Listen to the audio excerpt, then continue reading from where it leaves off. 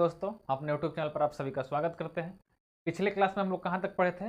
पिछले क्लास में हम लोग ग्रंथि चैप्टर को पढ़ रहे थे, जिसमें 3 ग्रंथियाँ होती हैं हमारे शरीर में, बहिःस्रावी ग्रंथियाँ, अंतःस्रावी ग्रंथियाँ और मिश्रित ग्रंथियाँ। तो बहिःस्रावी ग्रंथियों को और अंतःस्रावी ग्रंथियों को हम पिछले वीडियो में पूरी अच्छी तरह से खत्म कर दिए थे। तो उसको अगर नहीं देखे होंगे तो पहले जाके उसको देख लीजिएगा। इस वीडियो में हम लोग पढ़ेंगे मिश्रित ग्रंथियों के बारे में। पिछले वीडियो में ही बता दिए थे कि जो मिश्रित ग्रंथियाँ होती हैं हार्मोन भी बनाती हैं और एंजाइम भी बनाती हैं, दोनों बनाती हैं। तो मिश्रित ग्रंथियाँ हमारे शरीर में 2 गो पाया जाता है। को 2 गो पाया जाता है। एगो होता है लीवर, जो लीवर यहाँ पर यकृत होता है, और एक होता है अग्नाशय, जो अमाशय के नीचे होता है। इन दोनों के बारे में हम हल्का सा आपको पाचन चैप्टर में बता दिए थे। इनका आधा आधा काम तो हम लोग वहीं पर पढ़ लिए थे, एंजाइम वाला काम। अब उनके बारे में जो डिटेल से अध्ययन करना है, हम बताए थे आपको कि उसको हम ग्रंथि चैप्टर में पढ़ाएंगे, तो डिटेल से यहाँ पर हम लोग वहाँ पर अध्ययन करेंगे। चलिए अब हम लोग देखते हैं पहली मिश्रित ग्रंथि लीवर के बारे में। लीवर को देखिए, यहाँ पर हम लोग का जो ये पेट है, पेट में वो दाहिने तरफ यहाँ पर पाया जाता है, दाहिने तरफ वक्ष गुहा के नीचे ठीक दाहिने तरफ पाया जाता है पेट में लीवर। लीवर हमारे शरीर की सबसे बड़ी ग्रंथि होती है। सबसे बड़ी ग्रंथि कौन सी है? लीवर है। बहिःस्रावी में भी सब ग्रंथि में सबसे बड़ी ग्रंथि कौन है? लीवर है। यह हमारे शरीर में का सबसे बड़ा अंग भी होता है। अगर शरीर के अंदर का सबसे बड़ा अंग पूछ दिया तो कौन सा होता है? लीवर होता है। अगर पूछ दिया कि हमारे शरीर में सबसे बड़ा अंग कौन है, तो लीवर है। और हमारे शरीर का सबसे बड़ा अंग कौन है? तो हमारे शरीर का सबसे बड़ा अंग त्वचा होता है। स्किन बाहर पूरा चारों तरफ से ढका हुआ है। तो ये सेंस ऑर्गन में हम आपको बता दिए थे स्किन के बारे में। ये जो लीवर होता है, आपको जब सेल डिवीजन पढ़ा रहे होंगे, कोशिका विभाजन, उस समय हम बताए होंगे कि इसमें सेंट्रोसोम बहुत अधिक एक्टिव होता है। यह बहुत जल्दी जल्दी अपनी कोशिकाओं को बना लेता है। यह अपनी क्षतिपूर्ति बहुत जल्दी जल्दी कर लेता है, बहुत जल्दी जल्दी नई कोशिकाओं को बना लेता है। अगर कोई यहाँ लीवर में छुरी भी मार देगा ना, तो बहुत जल्दी ठीक हो जाएगा। वो बहुत जल्दी ठीक हो जाता है, उसमें कोई दिक्कत नहीं होता है। ये अपनी कोशिकाओं को बहुत जल्दी जल्दी नहीं बना लेती हैं। तो क्यों अपनी कोशिकाओं को नहीं बना देती हैं? क्योंकि इनकी कोशिकाओं में सेंट्रोसोम जो होता है बहुत अधिक एक्टिव होता है। इसमें सेल डिवीजन जो होता है बहुत अधिक मात्रा में होता है। सेल डिवीजन इसमें बहुत तेजी से होता है। ये जो लीवर होता है ना, लीवर, इसके अंदर 2 प्रोटीन पाया जाता है, फाइब्रिनोजेन प्रोटीन और हेपेरिन प्रोटीन। कौन सा? 2 प्रोटीन पाया जाता है, फाइब्रिनोजेन प्रोटीन और हेपेरिन प्रोटीन। इन दोनों का काम समझिए। इन दोनों का काम हम आपको जब ब्लड क्लॉटिंग पढ़ाए थे ना, खून का थक्का जमना, उस समय आपको बताए थे। जो फाइब्रिनोजेन प्रोटीन होता है वो क्या करता है? खून को थक्का जमाता है। जैसे ही वो वायु के संपर्क में आएगा ना, अगर हम लोग का हाथ कटेगा, हवा लगेगा, तो वो खून का थक्का बनाना चालू कर देगा।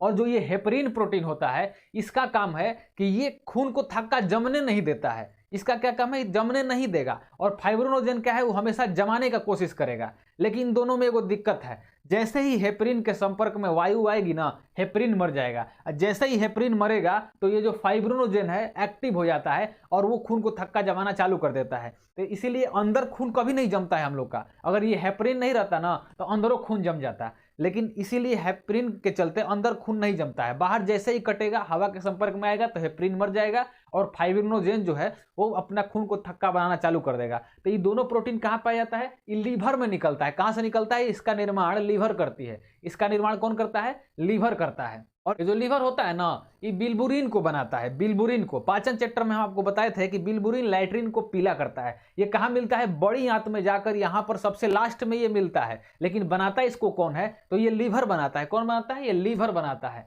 कुछ हम लोग खाएंगे तो लैट्रिन पीले होता है। काहे हो जाता है? कि बिलबुरीन जो लीवर बनाता है जाके लैट्रिन में मिल जाता है। बिलबुरीन का एक और ही काम है, कीटाणुओं को भी मारता है। लास्ट में जो लैट्रिन में कीटाणु होते हैं उसको भी बिलबुरीन मारता है।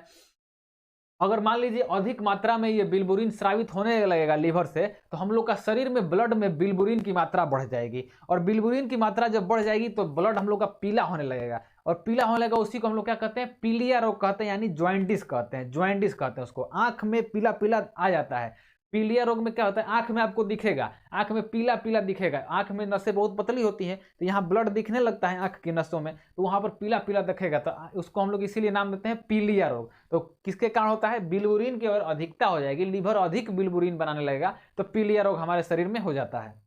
और एक चीज हम उत्सर्जन चैप्टर में भी आपको बताए थे कि जो ये यकृत होता है लीवर, अमोनिया को यूरिया में बदल देता है। जो अमोनिया होता है बहुत खतरनाक होता है। तो हमारे शरीर में जब प्रोटीन का संश्लेषण होता है ना, तो अमोनिया निकलता है। तो अमोनिया को यह क्या करेगा? यूरिया में बदल देगा। अमोनिया को जल्दी से यूरिया में बदल देता है कि ज्यादा देर हमारे शरीर में रहेगा तो नुकसान करेगा अमोनिया। और यूरिया को कौन छान लेता है? हम लोग का किडनी छान करके और बाहर पेशाब के रास्ते निकाल देता है। तो अमोनिया को यूरिया में कौन परिवर्तित करता है? ये हम लोग का लीवर परिवर्तित करता है। तो इतना हम लोग देख लिए। अब लीवर के बारे में हम लोग और आगे देखते हैं।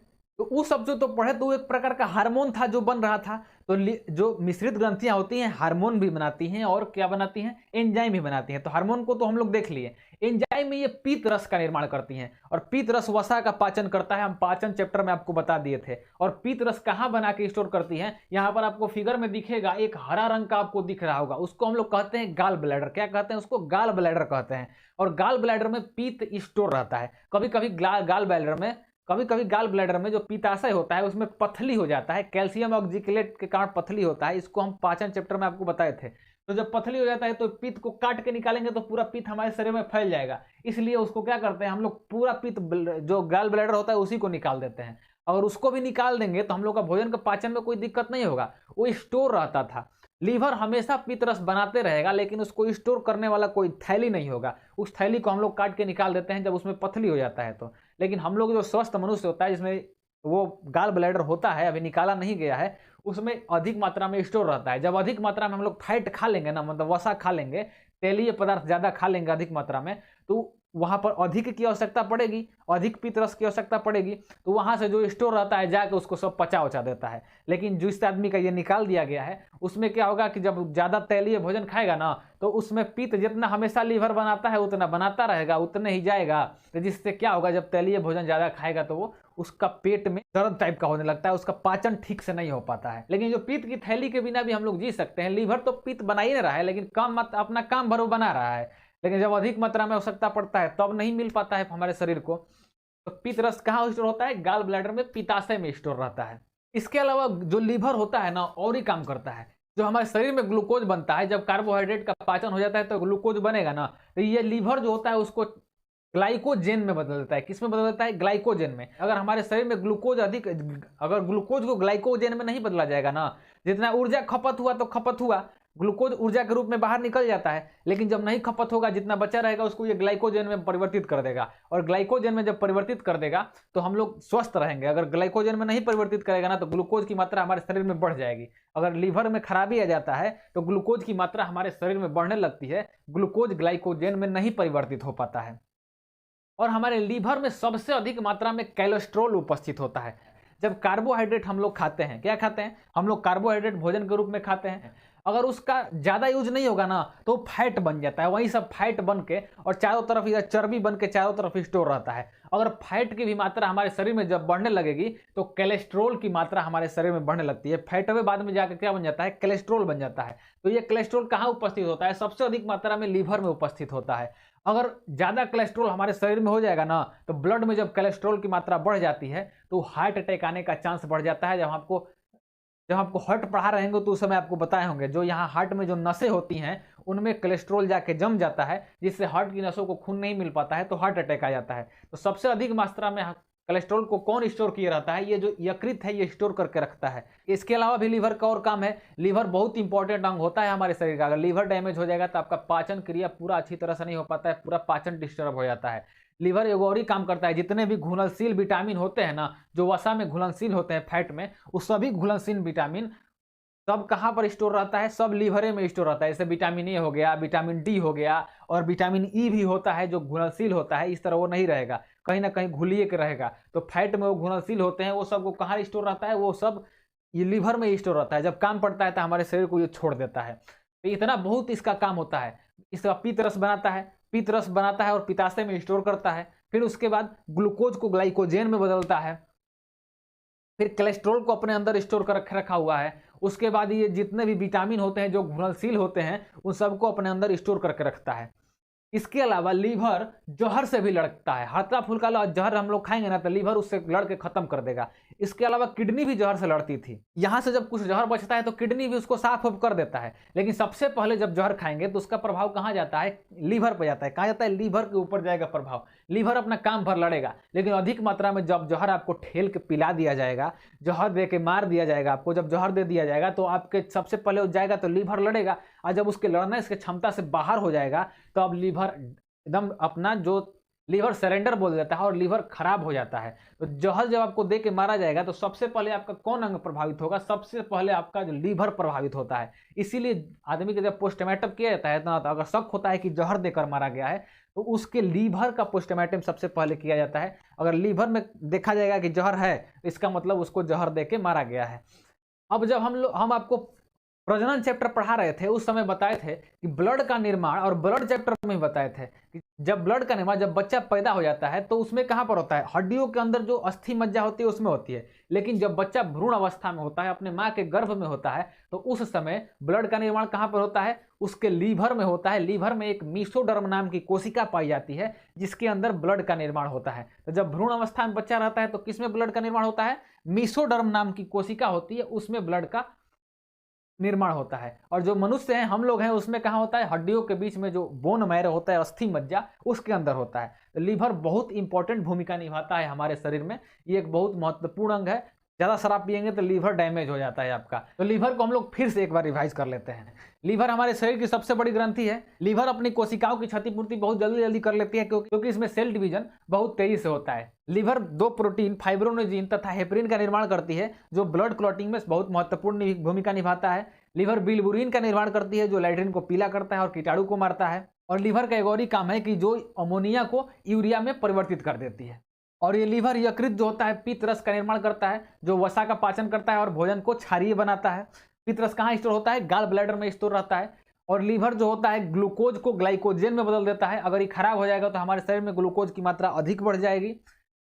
लीवर में कोलेस्ट्रॉल बहुत अधिक मात्रा में उपस्थित होता है। और जितने भी घुलनशील विटामिन होते हैं, जैसे विटामिन ए हो गया, विटामिन डी हो गया, विटामिन ई हो गया, ये सब लीवर में स्टोर रहते हैं। वो फैट के साथ मिलकर हमारे शरीर में आगे बढ़ जाते हैं। लीवर हमारा जहर से भी लड़ता है। अगर हम लोग हल्का फुल्का जहर खाते हैं तो लीवर उसको लड़ के खत्म कर देता है। अगर ज़्यादा मात्रा में जहर खा लेंगे तो उस कहाँ से पता चलेगा, लीवर का जब आपका पोस्टमार्टम किया जाएगा तो पता चलेगा कि आप ज़्यादा जहर दे के उसको मारा गया है। लीवर का बहुत सब जो काम था उसको हम लोग देख लिए। ये कहाँ पर होता है, हमारे इधर दाहिने साइड में वक्ष गुहा के ठीक नीचे होता है, फेफड़ा के जस्ट नीचे। तो इसका हम लोग पूरा संरचना देख लिए।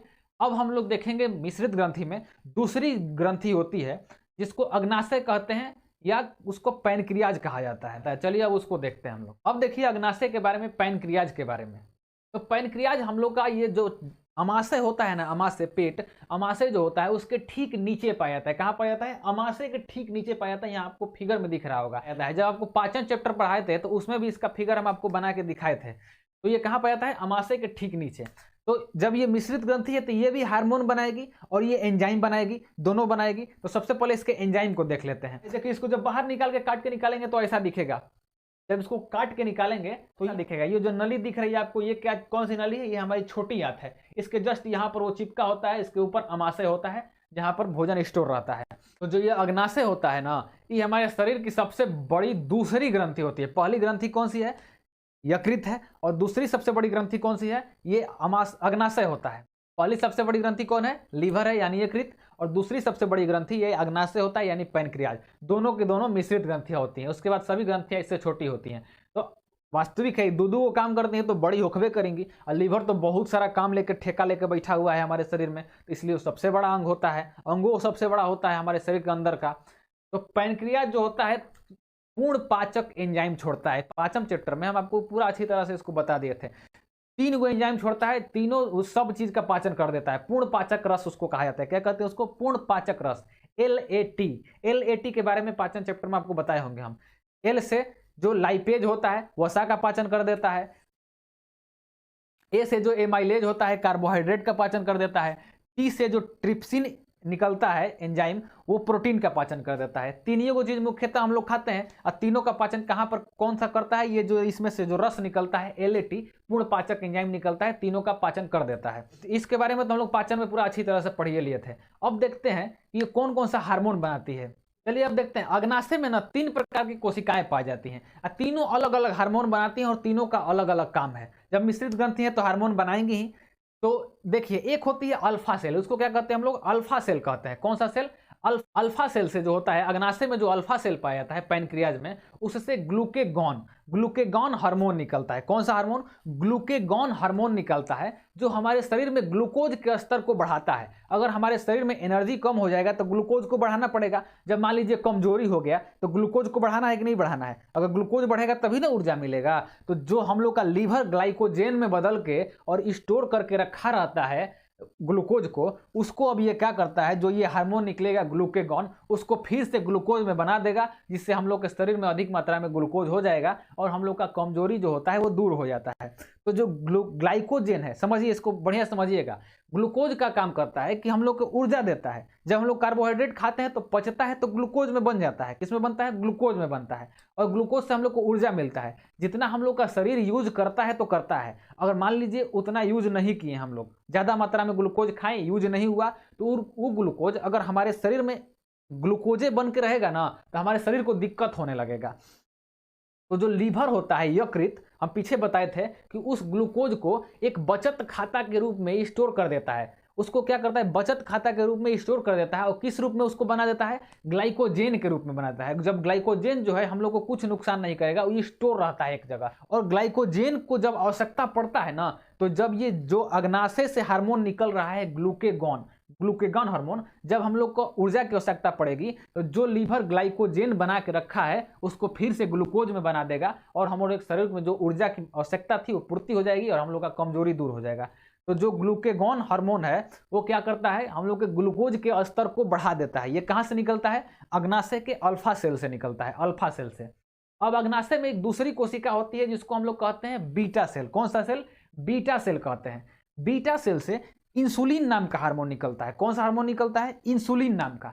ये क्या करता है? हमारे शरीर में जब ग्लूकोज की मात्रा अधिक हो जाएगी तो उसको घटाएगा। ये घटाएगा, एगो बढ़ाता है तो एगो घटाता है, उसको लगातार ये घटाता रहता है।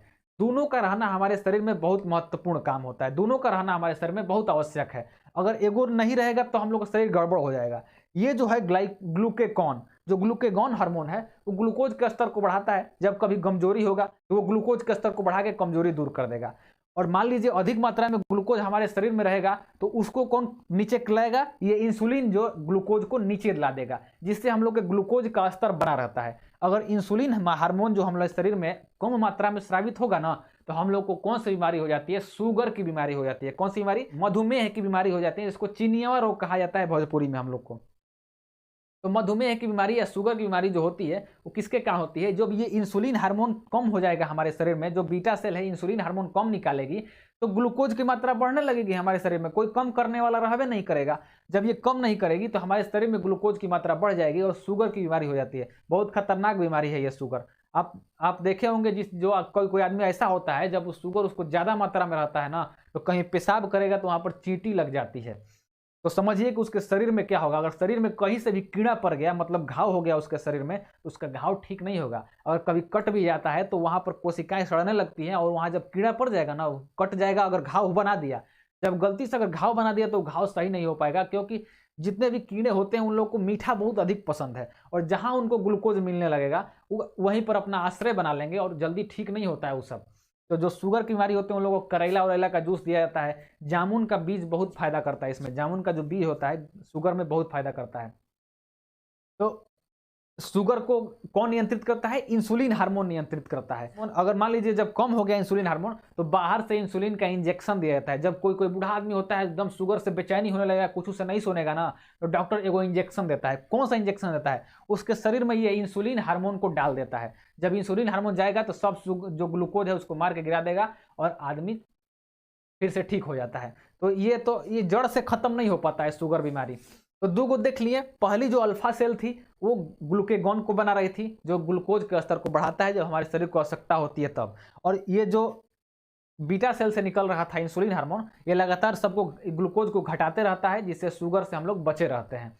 और एक तीसरी जो सेल होती है गामा सेल होती है। तीसरी सेल कौन सी है? Gamma cell. तो गामा सेल क्या करता है? गामा सेल हमारे शरीर में एक सोमैटोस्टेरोन नाम का हार्मोन बनाता है। कौन सा हार्मोन? सोमैटोस्टेरोन नाम का गामा सेल हार्मोन बनाता है। सोमैटोस्टेरोन हार्मोन क्या करता है? भोजन का स्वांगीकरण करता है। स्वांगीकरण का मतलब समझ रहे हैं आप? मतलब जो ऊर्जा हम लोग के शरीर में बन रही है भोजन को, तो ऊपर बन जाएगा, पेटवे में रहेगा तो कोई कुछ होगा नहीं ना होगा।